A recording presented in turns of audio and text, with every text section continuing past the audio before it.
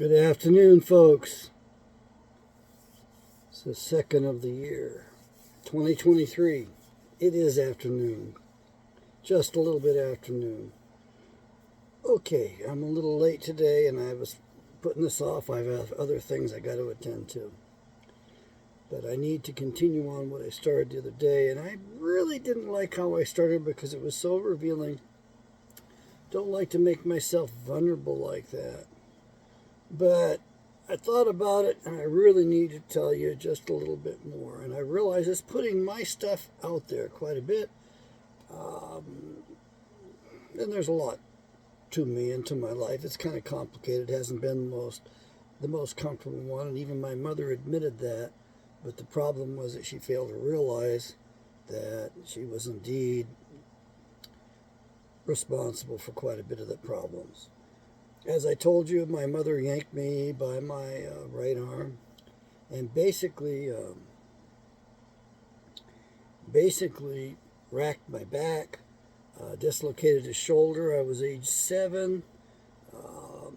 I don't look at it as being purposely done. It was negligent, though, because she was used to yanking me off my feet and was not careful of me, and one time she did it too hard. And as a result, I remember that my sister's response was to pound me, jumping up and down with her elbow on my protruding shoulder blade, screaming, hunchback, hunchback at me. It was pretty cruel. It was very painful. Now, I should have gotten medical care right then and there, but I didn't get it. And as a result, I've grown up and I still have the deformity. I've worked my ass off to correct it. I've corrected every which way I can. Gave up playing guitar because it aggravated it. Gave up lightweight medium cartridge rifles because it couldn't handle them very well. And I focused on a lot of bodybuilding and a lot of physical therapy.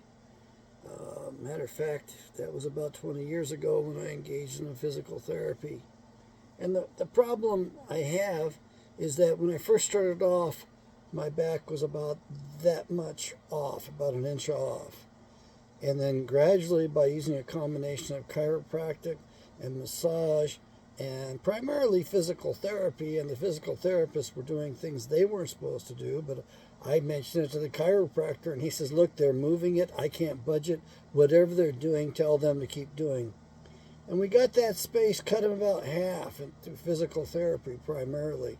And there were some students who wrote papers on my back and later thanked me because they had such rich reports. I later asked for one of those papers, but the student declined. It was like a master's thesis or doctoral thesis for them.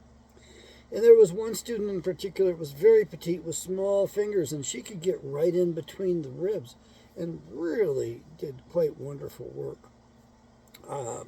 She helped me quite a bit. I don't think that I don't remember her very well. She was petite, and she was brown-haired, and she was going to school in Florida and doing an internship at that point in Queen Creek, Arizona. And she really did wonders for me because her hands were small enough to get in there and do whatever she was doing. I mean, I was on my face down. I couldn't tell you. I could just feel the fingers in between the ribs. So I continued to bodybuild. At one point in my life, one shoulder was much higher. The other one was much lower. Left one was up. And I probably looked like a windmill walking down the halls because my arms were flailing kind of funny. It has been very painful, and it hasn't been very much fun.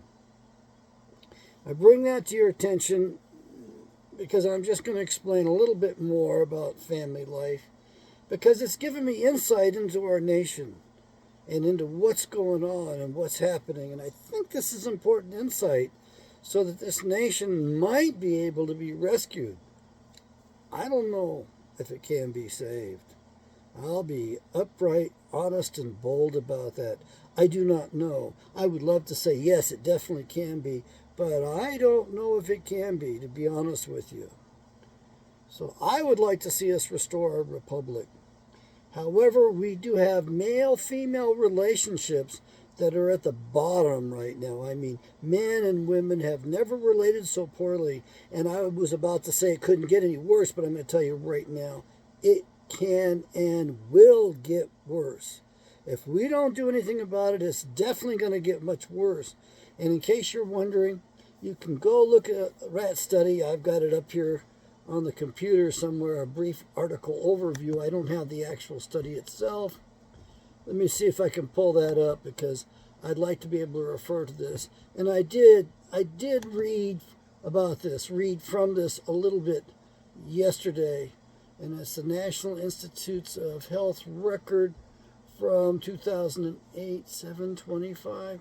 I do not think that is right, but I'm going to open it up just to make sure, because they came up with some more things to contradict the findings of this guy's rat lab. And he repeated his study 25 times. And of course, this is from July 25th, 2008, volume 60, number 15, National Institutes of Health record. And that's the publication. And they did their best to counteract this stuff, because they didn't want this fellow interfering with their narrative. And their narrative, by the way, is headed to destroy America. Now, go to my other channel, Awakening Israel, and you will see America in the Bible.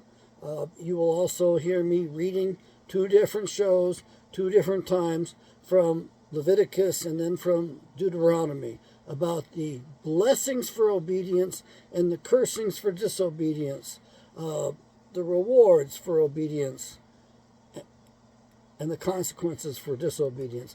I read that from the NIV Study Bible. It had specific headings on those. And in the first accounting in Leviticus, the curses were twice as long as the blessings. And they're not in any particular order. All this stuff can happen in any order. However, the end result is the same. It is terminal for that nation. It is terminal for that culture. And we do have one of the greatest books in history. It's on the internet. I've downloaded it on my computer. It was by Unwin, U-N-W-I-N. Unwin finished his work in 1932. It was his life's work. He wanted to make absolutely sure of what he had written before he published, so he waited to publish it until 1934. And basically his book was called Sex and Culture. It's way over 700 pages long. It is a study of every civilization known at that point in time, and he came to the conclusions that, number 1, once women's sexuality, female sexuality, became unbridled, meaning it was no longer under control. There were no longer reins, like you would have reins on a horse to guide a horse. Once those reins became unbridled, you couldn't put that genie back. Well, you couldn't put the genie back in the bottle. In other words, once female sexuality became liberated, you were not going to sit on it again. Here's the problem. Every culture he studied, every one of them disappeared shortly thereafter from the face of the earth. In other words, it was a culture destroyer. It destroyed that culture. See if I can get rid of some of this light for you right now. Welcome to the Dr. Kent Show. I'm Dr. John Taylor Kent, as I like to say to what's left of him after all these years. I had a couple of strokes in 2006. I had to give up practicing as a psychologist. Psychology means the study of the soul. I made my recovery by sitting on my butt and reading my Bible for approximately 3 years, pretty much nonstop. Yes, I would exercise. I would run in the morning with my dog. I would eat good nutrition. I would go pump iron. I would go out dancing. I stayed as active as I could. I sat on my ass and read that Bible for about twice in 3 years. And my short-term working memory started to work again. My board had a jackass on there, and he actually commented one time that he would hope I wouldn't commit disability fraud. He's a liberal jackass, Gary Lovejoy. You need to understand, all these boards of psychologist examiners are liberal in orientation. They run off, drive off. They won't give conservatives licenses if they can detect them. They just won't do it. So my field, the field of psychology, has been used against this nation in a large way.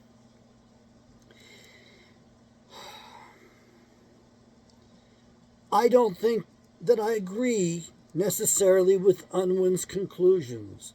As a matter of fact, I believe that the exception to the rule occurred shortly after he published.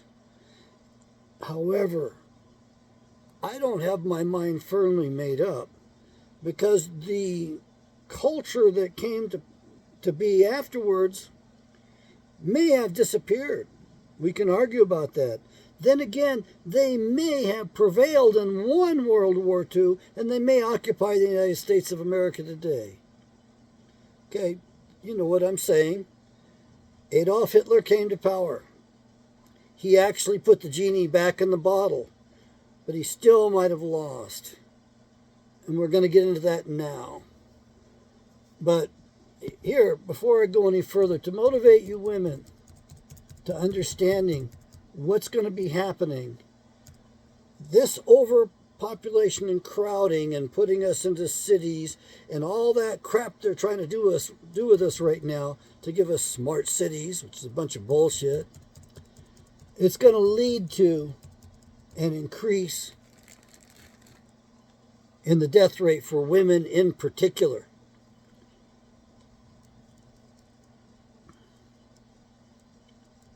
Okay, I'm going to go to page. I think it's about page 6. There we are. There's this famous rat lab. He replicated this 25 times. The end result was always the same.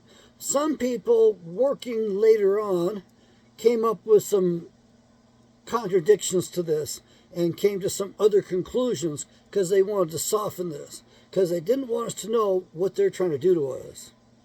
They do these experiments and they mainstream it on public, on humankind. We do that with the minorities. We did that with the blacks, with the Great Society. By creating a welfare society, we destroyed the black family. There was nothing wrong with the black family. At the turn of the previous century, the black family was probably better behaved than the white family. And then we destroyed the black family. And then after doing that, we mainstreamed that welfare state across the whole thing and have torn it down to a very large extent. So you need to understand, welfare can never be done at a federal level. It's not constitutional. We should be able to allow it at a state level, and it should be done locally and managed locally. Then we avoid welfare fraud and all that. Okay. Describe the onset of several pathologies, violence and aggression, with rats in the crowded pen going berserk, attacking females, juveniles, and less active males. There was also sexual deviance. Rats became hypersexual, pursuing females relentlessly, even when not in heat. The mortality rate among females was extremely high. A large proportion of the population became bisexual, then increasingly homosexual, and finally asexual. We haven't gotten to that point yet. In a certain sense, it's going to be a godsend. There was a breakdown in maternal behavior. It's going to get worse. You think it's bad now. Mothers stopped caring for their young, stopped building a nest for them, and even began to attack them, resulting in 96% mortality rate in the too crowded pens. Calhoun coined a new term, behavioral sink, to describe the decay. So that's what you're headed for. And you need to understand that it's going to get worse. Now, I participated in an Eastern religion And at this point, I would have to concede that it was a cult. The fellow who was head of the cult actually did some sexual shenanigans, did some stuff with the children. Not sure as to that because the children still haven't come forward and told us everything. But we didn't listen to them because we revered this guy and worshipped him. And the children didn't want to go back to camp. And we didn't bother to ask them why. I think the kids were smarter than we adults were. I think the kids knew that we adults weren't going to listen to them. And we do know from one woman who was actually told us about it later on that she was being groomed to become his personal secretary and expected to have sex with him. A married man from India via Canada who was head of Sikh Dharma in the United States of America. I believe her. And I remember in particular one of his secretaries. My God, she was so beautiful. I found myself so attracted to her that I felt guilty. That's the way it was in this country. We men, if we saw a woman in the 50s or 60s and we found ourselves being attracted to her, we felt guilty for it. We knew it was the wrong thing. Yet, and the best we could do was look away and not act upon it. I mean, we had the good common sense not to act upon it. That doesn't happen in society today. But look at what's happening to female behavior. It's really getting off the charts. And ladies may think, well, what's good for the goose is good for the gander. Well, the problem is that men are responding already, withdrawing from the dating scene, not even bothering to approach females. Why? Because you ladies all want the top 1%. Not the top 10%, the top 1%. And if you want to disagree with me, fine. What's the number one thing that women go looking for? And they get upset because they claim that we're being whatever. They want 6-foot height. Even the little 5-foot girls, or even less than that, want a 6-footer. Do you know what percentage of the population in America hits 6 feet? And by the way, there's a lot of countries where the men don't do that at all. 7% of American men, 6 feet or more. That's it. Now, on top of that, you've got the second requirement. And that is, you want a six-pack of abs. You want them in good shape. How many of those 7% keep themselves in shape, especially after they hit 25, 30, 35? Very few. So you're down to probably less than 1%. Now, your crowning demand is he's got to have a 6-figure income. He's got to make $100,000 a year. Do you know what percentage of the population makes $100,000 a year? And I know it's higher now than it was in the past because of inflation, but inflation works everywhere, including college grades.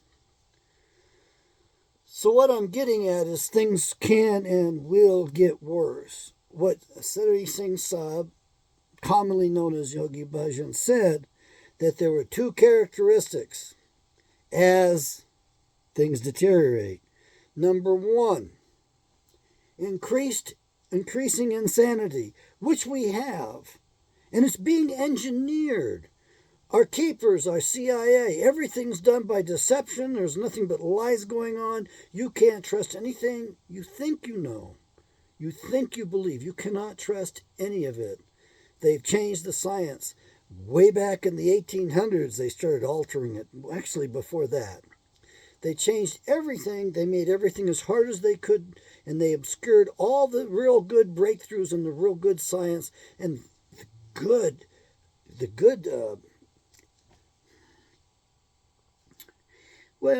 things like your water-fired engine, which the guy who invented that was killed probably 30, 40 years ago. They murdered him. Or how about the guy that invented an oil that was so good it was good for 300,000 miles? So once you broke your engine in, you changed your oil once, and that was it. They murdered both him and his wife. It's two separate occasions, same day, I believe, actually, but two separate events. He's out running and she's at home. 2 bullets in each one of them. I don't think that was a suicide. Anyway, here's the other part of the problem according to Siri Singh Saab, is that women would become absolutely merciless. Back when I was a young man, there was some mercy. There were some women that did things for me in the ashram I couldn't believe. They made a set of clothes for me because I was going to go out of state, out of town to some, and they wanted me looking good. They had me dressed up very nicely. Yeah, I don't think that's going to happen today. You'd have to hire them. But they did that and they surprised me. Okay.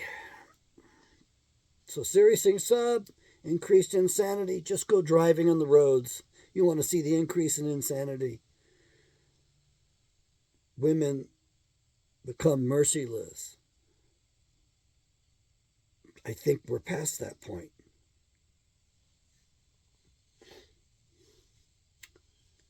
And here we have a psychologist does a rat lab and repeats his experiment 25 times and comes up with the same problem.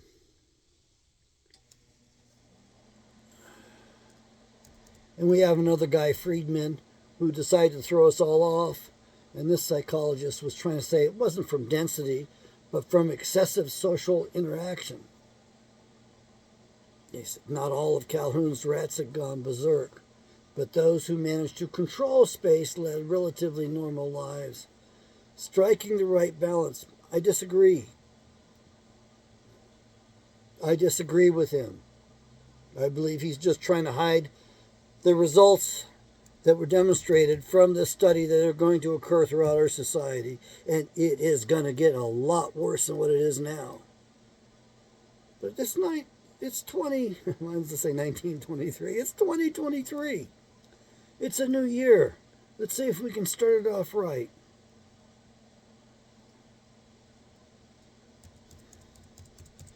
Now, sex and culture.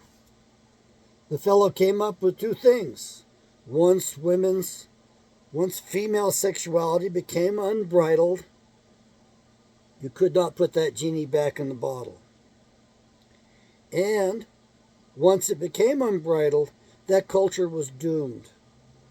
Now, he published that in 1934. He finished writing it in 1932. He was right up to that point in time because every culture, every civilization that he had studied that we have known about, that's what happened. That's what occurred. Now, what he wasn't familiar with the National Socialist of Germany and Adolf Hitler. He was just coming to power at that time. But we had the Weimar Republic. We had all kinds of stuff going on in Berlin. A lot of perverted stuff. You had 57 different words for prostitution, for 57 different kinds of prostitution. When you read what's on the internet about the history of it, a fellow could call up the pharmacy and order up a child of a certain age and a certain color hair, and for a condition to help treat it. So I guess those guys were the pimps back then. And I know that when I read about this crazy berserk guy over there in Germany and the book burnings they had, hell, I thought they were burning Bibles or maybe history books. Turns out the very first books that they grabbed up to burn were the transgender books of one physician. Those are the first things they went after that enraged them. They also had huge amounts of inflation because they had phony money like we have today. So Adolf Hitler is gone. However, his grandchildren are alive today. 3 girls, 1 man. They've been in positions of power. That's right. I mean, I'm not sure about this, but I'm open-minded enough to think about Angela Merkel being the granddaughter of Adolf Hitler and Barack Hussein Obama being their grandson. And then Theresa May, was it? Being another one. Look at the pictures of the 3 girls growing up together when they were teenagers. And they welcomed Barack Obama in with open arms because they recognized he was one of them. I know it's off the wall thinking, it's beyond, your ability to, well, it's beyond our ability to really make sure of it. But let's be open-minded to it, okay? Let's be open-minded to the possibility that Barack Insane Obama is descendant of Adolf Hitler. I don't swallow that one just yet, but that's what's come up, and I'm going to mention it right now. Adolf Hitler was called the Führer, and the women loved him. Why did they love him? I don't really know, but I'm going to take a guess that it was his program, his socialist program that he generated that they were grateful for because he actually saved their society. For one, he had an economic genius working for him. I don't remember the fellow's name, but he pulled that civilization out of the ruins. They got rid of the international bankers. That's not to say that Adolf Hitler might not have been related to the Rothschilds. He might have been. We need to look at these things. And his banking wizard decided that they were going to monetize labor. Now think about that. We in the United States of America monetize gold and silver, basically. That was money. That's what the Bible had for money, a store of wealth, and that's what is in our Constitution. And it's still our only legal money, constitutional money, and they took that away from us. The bankers did. Same bankers that were over in Germany, the same groups that were doing that moral and social decay are over here doing that as well. Same people, same group.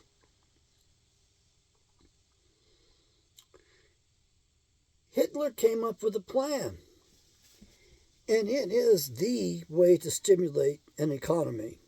There is no greater economic stimulus than having children. There's no greater motivation than when you have children to take care of. And what he did is he created 6 million jobs. You got that figure right? 6 million? That's an important figure that you know. He created 6 million jobs. What did he do? Well, when a young couple got married, there were certain privileges and certain duties that were required. Sounds like he actually mimicked ancient Israel in some ways. You know, I think that a newlywed husband wasn't allowed to leave his bride for a year, couldn't be drafted, go off to war, had to actually stay at home, get that marriage going with his wife. The state apparently gave them a mortgage. Okay, they're making payments on their mortgage, right? They got a house. Upon the birth of the first child, that mortgage was forgiven. 25%. 25% of the mortgage was forgiven. Now, talk about motivation. That's motivation. That's a big contribution to the family. Upon the birth of the second child, another 25%. 50% of the mortgage forgiven, gone. And upon the birth of the third child, another 25%. 4 babies, mortgage gone, house free and clear. Now that's motivation, and that's an economic stimulus program.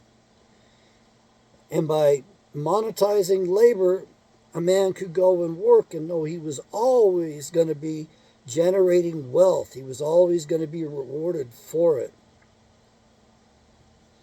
I don't know much more about the program. I do know this, that when I explained it to a brother of mine who's a decade older than I am, he explained to me how Hitler was defeated. This friend of mine is, he's older, and he's hung out with some pretty unusual sorts, and he's got some different kind of tattoos. And these are not prison tattoos. These are signs and symbols and color to them, and they're stuff that even the guys in prison, when he got tossed into jail, the other youngsters would look at him and go, man, we've never even seen this stuff before. Where'd you get these tattoos? Well, he hung out with some of the National Socialists, and apparently he went to a conference in Ohio. He lives in Indiana. And he's been going there long enough that and they had a lot of retired German officers were there, old men. He had been going there long enough that they recognized him, they talked with him, they trusted him. And he finally asked them, "How did you guys lose?" And he said the officer took a long time to think and finally responded to him and says, we talked about this among ourselves for a long time. And we finally came to the conclusion that there was a German general who was German, and he married an Italian communist. His wife was an Italian communist, and she convinced her husband to sabotage the war. So in a certain sense, my buddy told me, yeah, when you open that up and you liberalize female sexuality, you get destroyed. And he pointed to that as the example that a woman had destroyed the Third Reich. The general, her husband, was the quartermaster in charge of supplies. And the German that my friend talked to, the older retired German officer, said that they planned everything, and there was no way they could lose, or they never would have launched the campaign because they knew that they had to win. He says, we planned it down to every little bit. But this guy who was the quartermaster shipped stuff to the wrong places, purposely, at his wife's bidding. And at the end of World War II, this German general and his Italian communist wife went to Moscow, where they were greeted like royalty, and they retired there. They had saved Moscow and had saved Russia. So they were rewarded for it. I don't know if the Fourth Reich is here, or if it's just the Third Reich continuing, or if it's something actually more evil than that that's behind the scenes. It's my guess it's something more evil than that behind the scenes. I don't like the term Nazi. It was coined after the war by a Jewish fellow named Conrad. I don't remember his last name, but I remember seeing a picture of him. He was clean-shaven, businessman, wore a hat. We all wore hats back then, I guess. He did not look like an Hasidic Jew, but he coined the term Nazi because it was a transliteration in a certain sense. It sounded like a word from the southern part of Germany meaning crazy. The alliteration of it reminded one of that nuts kind of slang, whatever derogatory term it was. However, Eustace Mullins revealed to us what it meant. He says most people don't realize the NA part of it, or the initials for the National Socialist Party. They did not call themselves Nazis. And the ZI part of it, the back end of the term Nazi, stood for the Zionist Internationale. It was an amalgam. I know you'll find it hard to believe, but there were coins minted to this. On one side, with what they called the Star of David. David did not have a star. There's no Star of David in the Bible whatsoever. The only star mentioned in the Bible is the Star of Remphan. That's it. I don't know if it was a six-pointed star or what it was. I think it might have been, and I also don't think it was in blue. I think it was in red. Red Shield, Rothschild. The Rothschild's original name was Bauer, and they took the name Red Shield from the symbol that he had outside of his business on Judenstrasse, so people could come down and find him, and that was his trademark, basically. And then later they bought the title of nobility from England, from the Crown of England. And the show 24, The star of it was Bauer. What was Bauer's first name? I liked that show. I watched it quite a bit.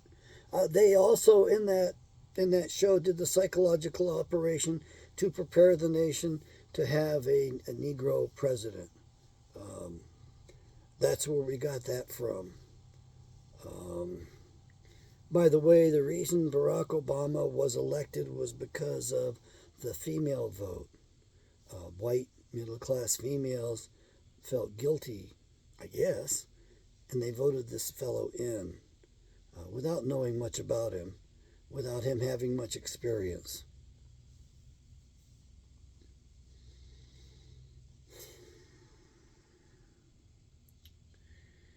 So is it possible to take this unbridled female sexuality and put it back in the bottle?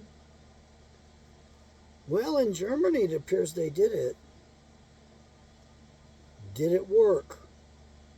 There's plenty of room in the comments. Believe me, they're wide open. I don't get that many comments. Do you think it worked? What do you think we can do here? We know that we have to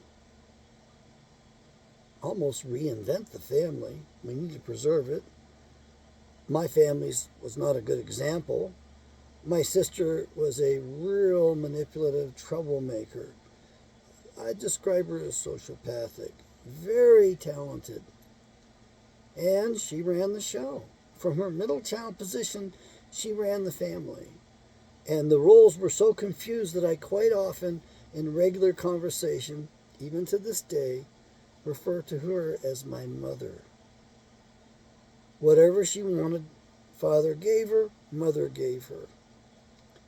And if she wanted to get me beat, she would beat on me and scream to high heaven about it, like she was getting beat.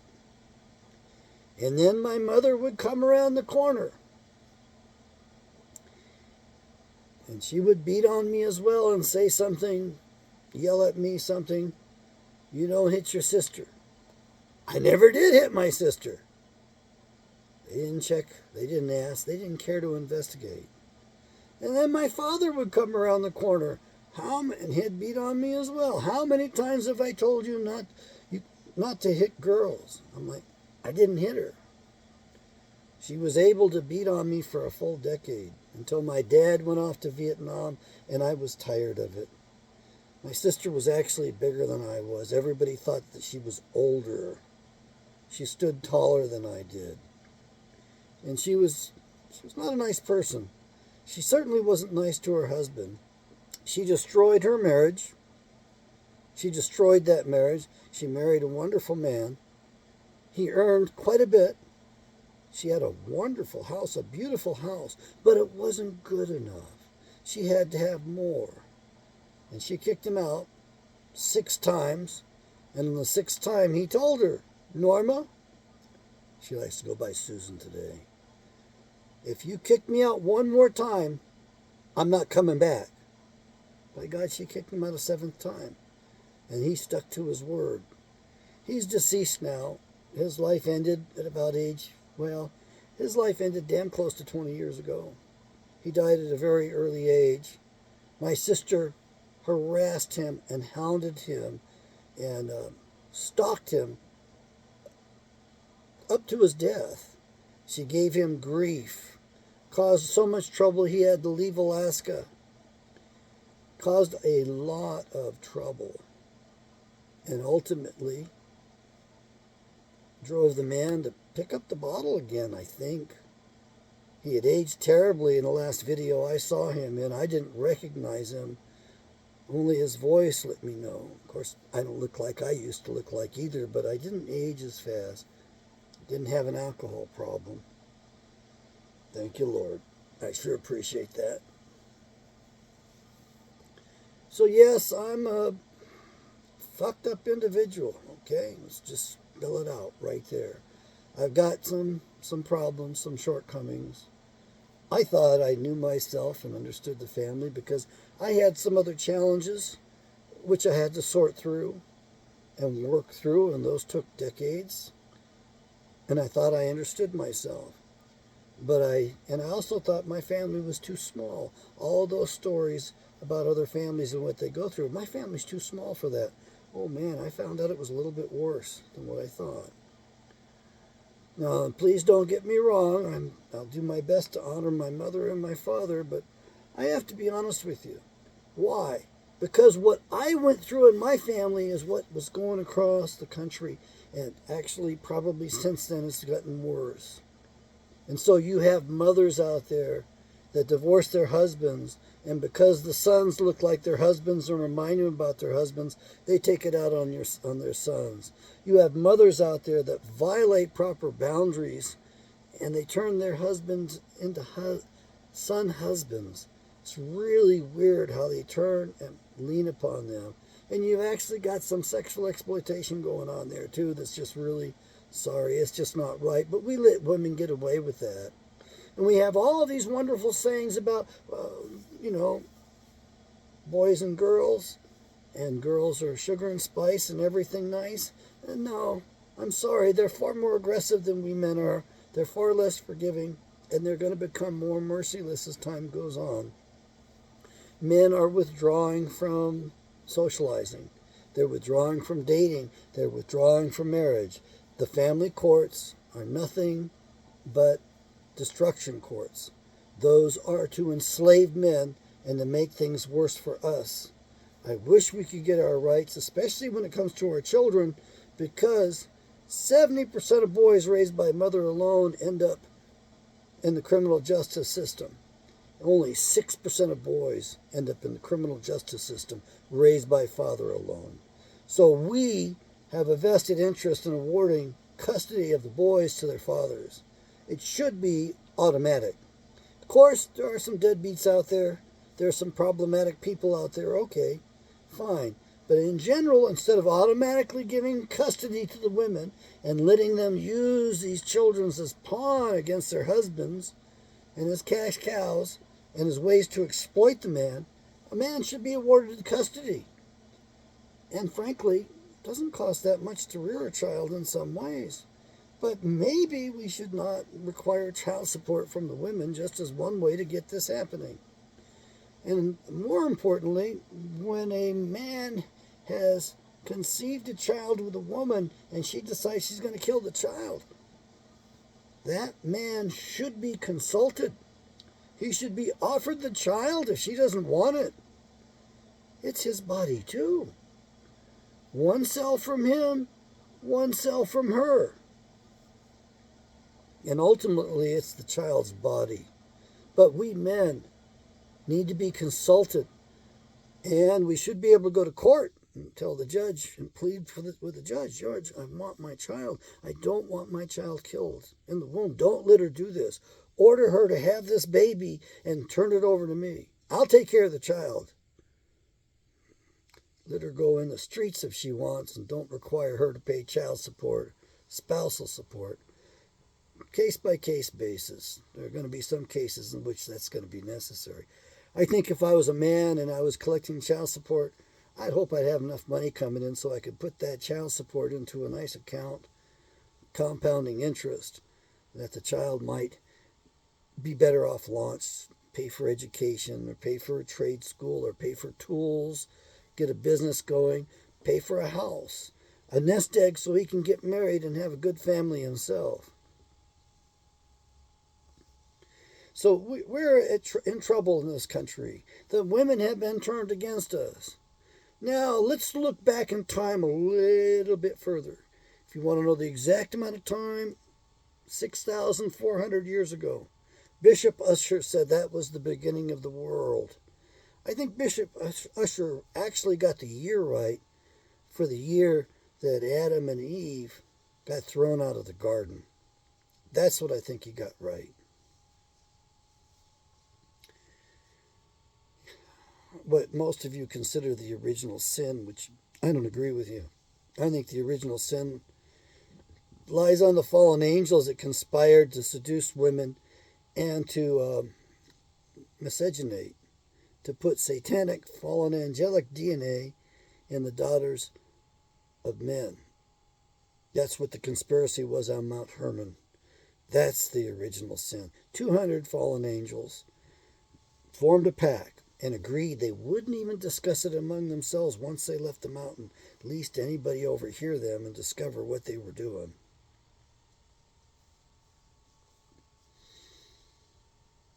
Eve was deceived.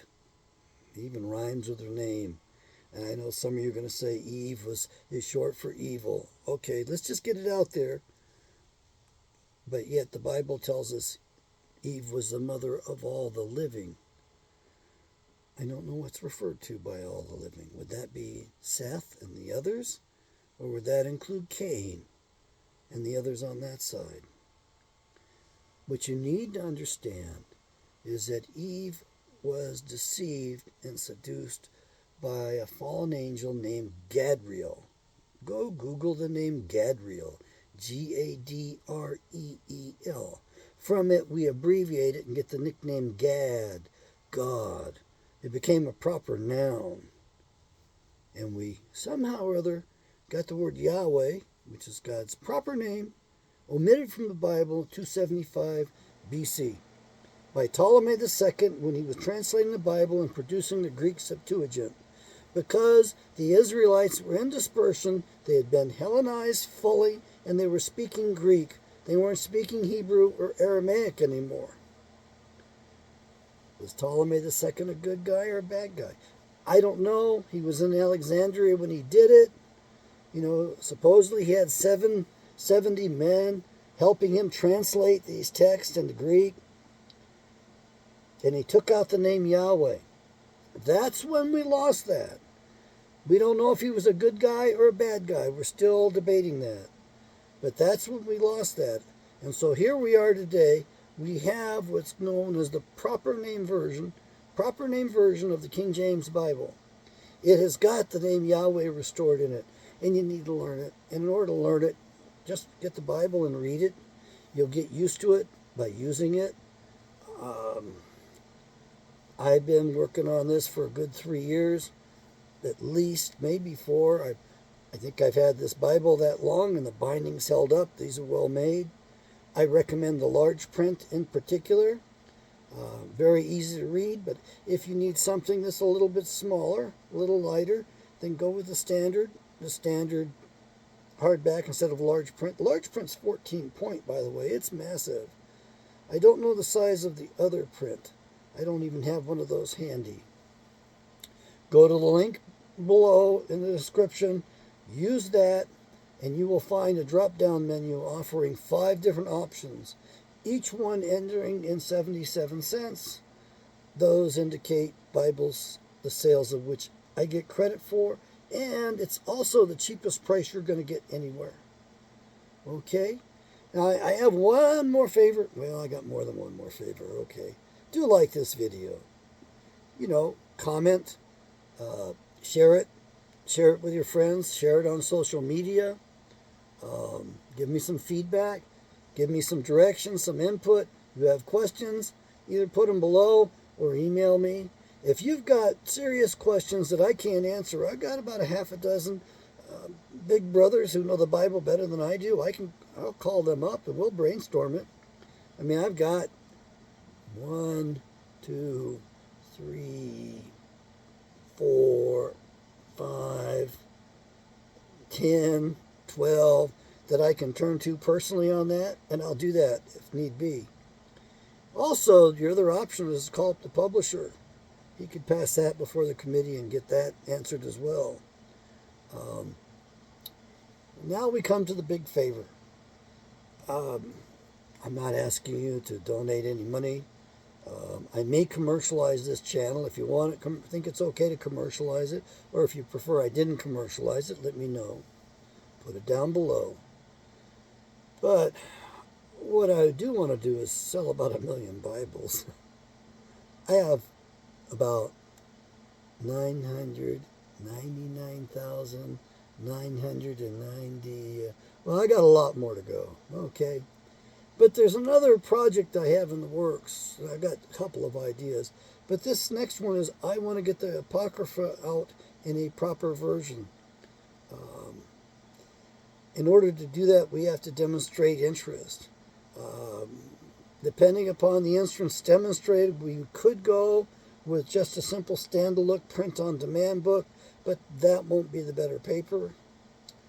Or if we have enough, let's say instead of 3,000 but 5,000 people wanting it, then we can do a much bigger, grander production with good paper. And I want it, he asked me before, large print or small print on the parallel translation, smaller on that. I want large print on this one, and I would also like to make them all tabbed because it's going to change the structure of the Bible by adding 14 more books. And so we just might as well make them all tabbed so that you can find those books much more easily. So those are going to be my suggestions. Large print, tabbed. And by the way, we can still get those out of Belarus. So I don't know what to make with this war in the Ukraine and where we're not allowed to trade with Russia. Yeah, right. Or Belarus. I'm sorry, it doesn't make much sense to me. I think that we are the target. I don't think the Ukraine is the target. I think that as far as us, the bad guys run this place. They bought it. They cheated us out of it. They lied. They stole. They defrauded us of the whole thing. And I think as a result, they're in control of our military strength, and they're using everything they have, and I think they actually want to cause a nuclear war. Why do I think that? Because it's in the Bible that God would nuke Sodom and Gomorrah, or nuke this place just like he did Sodom and Gomorrah. It's not just sodomy that was involved in Sodom. Sure, that's what they were known for, and they were named after it. You imagine being named after a sexual act? Oh, my Lord. Now that I've said that, some community around the country is going to decide they want to be world famous and call themselves who knows what. Anyway. We've covered a lot of material. I'm pretty pleased at the flow I got going today. I've still got another show to do. I got a couple of projects to do, so I might not get around to Awakening Israel today. In Awakening Israel, we focus more on the scriptures. On this, we cover more of the psychology, more on the politics, much more on the history. Go to my blog at Giving Psychology Away. I don't keep up with that, keep that up to date all that much. However, you can get some free resources there. You can get your heritage in a PDF form, downloadable. That's by Bertrand Comparet. It's written as only an attorney can. He was the prosecuting attorney for the county of San Diego until he retired, then he became a pastor. And that is in the public domain. So go ahead and grab that and read that. Expect to read it at least twice to understand it. It's that thick. It's that important. Also, this is the only location on the whole internet where you can get the maps, black and white, that I scanned in. I took the book apart and I scanned that in myself. And then there's another research by Charles Weissman. Charles Weissman wrote a book, Who is Esau Edom Today? And that is about 200 pages long. Charles Weissman was his pen name. He passed away, and his family did not care to inherit the copyrights. So those are up for grabs, so that book is there. You can download that freely and read it. It's a very easy reading book. What else can you get? You can also get two different versions, a short version, an extracted version, and a long version of the seer of South Africa's prophecies. He passed away in 1926. He covers this war we're entering into really well, so that's available freely as well, until the family or the translator or maybe a possible publisher speaks up, but I've been thanked for passing that on. In case you're wondering, what happened to South Africa is the same step order we're going to go in. So you will be wearing a sidearm in the near future, and you will be using it. You will have to use it. And ultimately, your own police are going to open fire on you. So that's what's coming. We did that to that country first, And now it's coming home to roost here.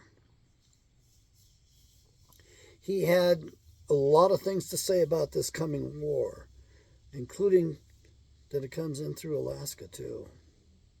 I don't like that.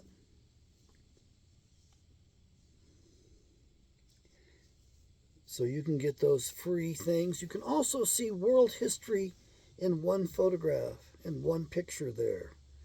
You can pull up those 3 banners side by side and compare them, and that will help educate you in a flash.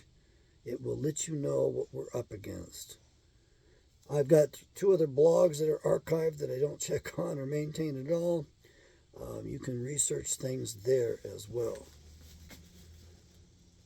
We do not have a republic. I'm going to be working on that. We have covered the 16th Amendment. We are going to be doing the 17th Amendment shortly. The 17th Amendment is a real problem. That's the amendment whereby the Congress and the Senate made a deal. Congress wanted to be elected directly by the people so they could hold office forever. I'm sorry, the senators wanted to do that. The Congress wanted to be paid and get benefits so they could be professional politicians and hold office forever. They both did that to us. And one thing that we have to agree upon is that we need to reclaim our republic. And we're not going to be able to agree upon exactly what we want for a government. So why don't we just agree to do the founders' model completely, the structure? Learn about my strategic intervention of the 13th Amendment, the original 13th Amendment. Share that widely. May Yahweh bless America. I think we can get our republic back. I think we can forestall the judgment that's been aligned for us. And by the way, the evil ones read the Bible as well, and they believe that they are getting their license to do all of this stuff to us from the Bible. The cure, the absolute antidote for their madness and insanity is to do what the Bible says to do. So read the Bible, get in touch, access the mind of Yahweh, Creator, Father, and do His will. Over and out.